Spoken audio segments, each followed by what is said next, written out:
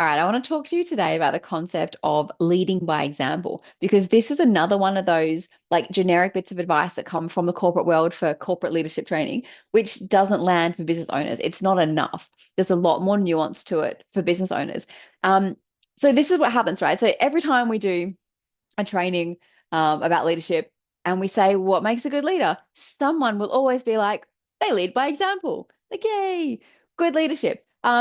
That's not enough, right? There's more to it, especially when it comes to small business. So let me break it down for you. Because, and this is why it's important, right? If you are always leading by example, you will never be able to grow your business. If you want to be able to grow your business, you can't always lead by example. So here's how it works.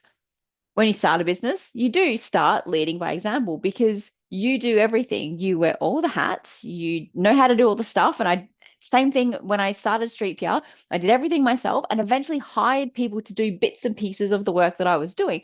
And I had to show them how I did the work. I led by example by being really good at it and then having them copy me. That's how you do it. And absolutely 100% you start there. But eventually, you will grow to the point where you have to hire people that you don't know how to do their job. Say, unless you're a bookkeeper or an accountant, you probably aren't very good or not an expert at, maybe you're good at, not an expert at the finance side of stuff, right? Keeping the books, which is fine. You don't have to be. You don't have to know how to do everything yourself. So you're going to have to hire people who are more capable than you at that. And you can't lead them by example. You can't sit next to them and show them how to do your invoices, and reconcile the bank, whatever. If you don't know how to do it, you've got to trust that they are capable and can do it. So what do you do instead? So this is where you become no longer leading by example. You are now leaning on expertise, right? You got to trust that they know what to do. So what you do instead is rather than set the example, you set the expectations, you set the outcome. This is what good looks like. This is how I want you to, this is the outcome that I want to achieve. You don't need to know how they get there, right? You just need to have the expectation that that is what they'll achieve. Are you abdicating responsibility? No. Are you needing to understand how they do it? No, you just need to set the expectation, set the direction, set the goalpost. This is where we're going.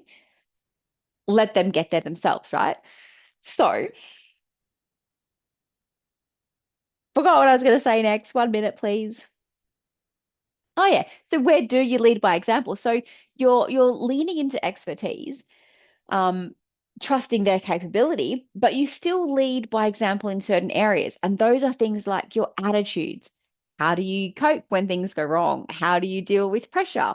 Those are the things that your staff will model from you, and that never changes. Also, your behaviors, things that you walk past, things that you accept. That is what the staff will pick up on and model what you do. Also, your values, you're living the values and the behaviors. We've talked about values in other videos.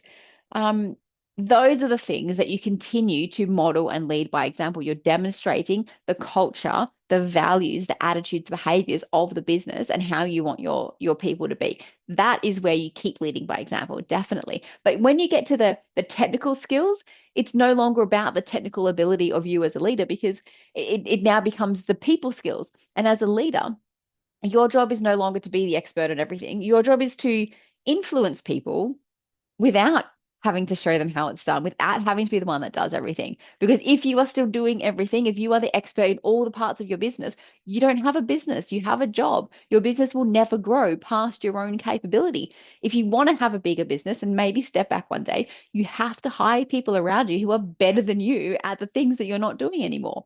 Simple as that, right? That is how you grow a business. That is how you extricate yourself from a job. So look, if that's helpful for you, I want you to like or comment or share this with someone else who will find it useful and hit the subscribe button because then you will get more tips on how to lead in a small business. Hope that was helpful. Have a good day. Bye.